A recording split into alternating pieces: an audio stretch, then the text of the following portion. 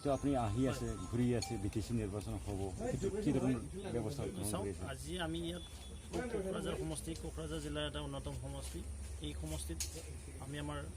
ৰাষ্ট্ৰীয় নেতৃত্ব আৰু ৰাজ্যিক নেতৃত্বৰ নিৰ্দেশমৰ্মে যিবিলাক সমষ্টিত আমাৰ বিধায়ক নাই এইবিলাক সমষ্টিত আমি যি জনসম্পৰ্ক অভিযান এই জনসম্পৰ্ক অভিযান হিচাপে আমি দুখনকৈ আজি পত্ৰক দিছোঁ যিখন পত্ৰক দিছে দেশৰ সন্মানীয় প্ৰধানমন্ত্ৰী মোদী ডাঙৰীয়াই যোৱা বছৰৰ তেখেতৰ দেশবাসীলৈ যিখিনি জনকল্যাণ জনমুখী দৰিদ্ৰ কল্যাণ আঁচনি লৈছিল এই আঁচনিৰ বিষয়ে আমি অৱগত কৰাৰ কাৰণে আৰু লগতে আমাৰ মাননীয় মুখ্যমন্ত্ৰী সৰ্বানন্দ সোণোৱাল ডাঙৰীয়াৰ বলিষ্ঠ নেতৃত্বত যোৱা 4টা বছৰে এই গভৰ্ণমেণ্টখনৰ যিখিনি এচিভমেণ্ট এই এচিভমেণ্টখিনি এখন পুস্তিকাত তেখেতে নিজে ছিগনেচাৰ কৰিছে স্বাক্ষৰ কৰা এই পুস্তিকা দুখন আমি ৰাইজক অৰ্থাৎ ঘৰে ঘৰে গৈ আজি ইয়াত যেনেকুৱা আমি দতমা সমষ্টি আৰু এইটো আছিলে আমাৰ চালাকাটি সমষ্টি এই চালাকাটি সমষ্টি এইখন গাঁৱত আমি দিছোঁ ঠিক তেনেকৈ দতমা আৰু আমি আঠিয়াবাৰী গাঁৱত গৈ সেই আঠিয়াবাৰী বুথত গৈ আমি ঘৰে ঘৰে গৈ প্ৰায় 10 ঘৰ পৰিয়ালক আমি জনসংযোগ যি কাৰ্যসূচীত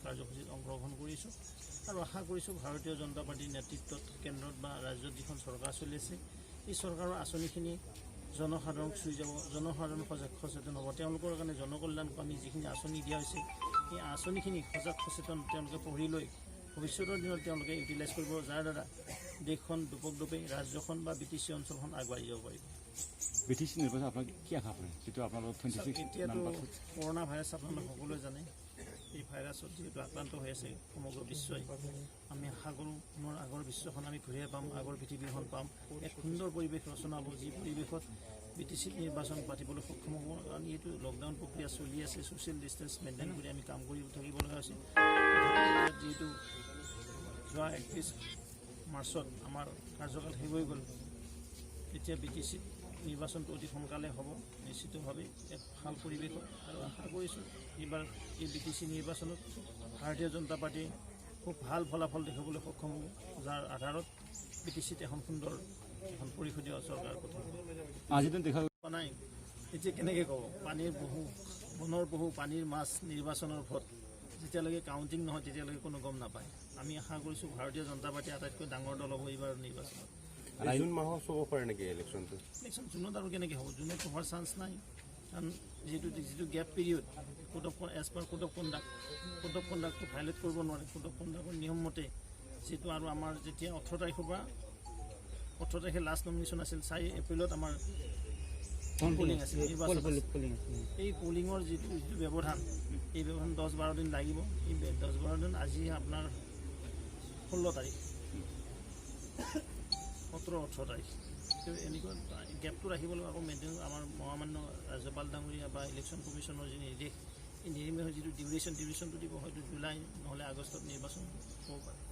পৰিৱৰ্তন কেনেকুৱা ৰাইজে বিচাৰে যে পৰিৱৰ্তনটো ৰাইজে বিচাৰিব বহুত ৰাইজে দিয়ে ৰজা ৰাইজে পাতে যে বিটিচি অঞ্চলৰ ৰাইজে 4খন জিলা বিশেষকৈ ওদালগুৰি কোকৰাঝাৰ চিৰাং আৰু বাক্সা জিলাৰ ৰাইজে জানে যোৱা 15 বছৰ ইয়াত কিদৰে উন্নয়ন হ'ল আৰু যদি ক্ষিপ্ৰতাৰে উন্নয়ন লাগে আৰু যদি মানে আপোনাৰ স্পীডি যিটো ডেভেলপমেণ্ট বুলি কয় স্পীডি ডেভেলপমেণ্টৰ কাৰণে হয়তো পৰিৱৰ্তন হ'ব পাৰে তো অস্বাভাৱিক বহুখিনি অভিযোগ উঠিছে বিজেপিৰ বিৰুদ্ধে সেইটো কি কয় বিজেপিৰ যিটো কাৰো বিৰুদ্ধে মই ইয়াত কণ্ট্ৰভাৰ্চিয়েল কথা নকওঁ আমাৰ এটা আইডিঅলজি আছে ভাৰতীয় জনতা পাৰ্টি কাকো সমালোচনা নকৰে আমি আমাৰ নীতিগত আদৰ্শ লৈ আমাৰ যি নীতিগত আদৰ্শ আছে এই নীতিগত আদৰ্শটো আমি ইষ্টাব্লিছ কৰিব বিচাৰোঁ সমাজত সবকা সাথ সবকা বিকাশ মাননীয় প্ৰধানমন্ত্ৰী মহোদয়ৰ যি নীতি যে সকলোৰ লগত সকলোৰ সহযোগত সকলো জাতি জনগোষ্ঠীৰ সম উন্নয়নে হ'ব ভাৰতবৰ্ষৰ উন্নয়ন অসমৰ উন্নয়ন বিটিচি অঞ্চলৰ উন্নয়ন এটা চৰ্চ কৈ আছে বিজেপি ডিচাইডিং ফেক্টৰ হ'ব পাৰে বিটিচি নিৰ্বাচন নিশ্চিতভাৱে হ'ব যে বিজেপি এবাৰ মানে বিগ ব্ৰাদাৰ ৰোল প্লে কৰিব আৰু যিসকলে আমাৰ লগত থাকিব তেওঁলোকে চৰকাৰত থাকিব নিশ্চিতভাৱে থাকিব বিটিচি মানে বিজেপি অবিহনে বিটিচি এবাৰ পৰিষদখন গঠন নহ'ব বিটিচি যেনেকুৱা কাৰ্বি আংলং যেনেকুৱা আপোনাৰ চাওক সেইকাৰণে আমি 26 জনকৈ প্ৰাৰ্থী দিছোঁ বিটিচিত পৰিষদীয় চৰকাৰখনত বিজেপিৰ এণ্ট্ৰিৰ কাৰণে আমি পৰিষদখন গঠন কৰাৰ কাৰণে মানসিকতাৰে আমাৰ প্ৰাৰ্থীসকলক আমি আগবঢ়াইছোঁ বিজেপিয়ে এতিয়া বিপিএল লিডাৰসকলে জইন কৰিব নেকি চন্দন ব্ৰহ্ম আমাৰ দুৱাৰ খোলা আছে যিসকলে আমাৰ দলৰ আইডিঅলজি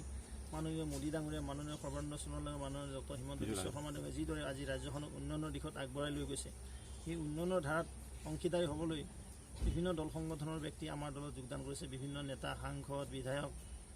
বহুত ডাঙৰ ডাঙৰ নেতাও আমাৰ দলত আহি যোগদান কৰিছে কালি কংগ্ৰেছৰ ইলেকশ্যন খেলি আজি বিজেপি লাইনত খাৰা হৈছে তেনেকুৱা নেতাও আপোনালোকে দেখিবলৈ পাইছে চ' এইটো আমি ক'ব নোৱাৰিম কাৰণ যিসকলে আমাৰ প্ৰতি আকৃষ্ট দলৰ প্ৰতি আকৃষ্ট বা দেশৰ উন্নয়নৰ প্ৰতি ৰাজ্যখনৰ উন্নয়নৰ প্ৰতি যিসকলৰ আন্তৰিকতা আছে তেওঁলোকে আহিব পাৰে থেংক ইউ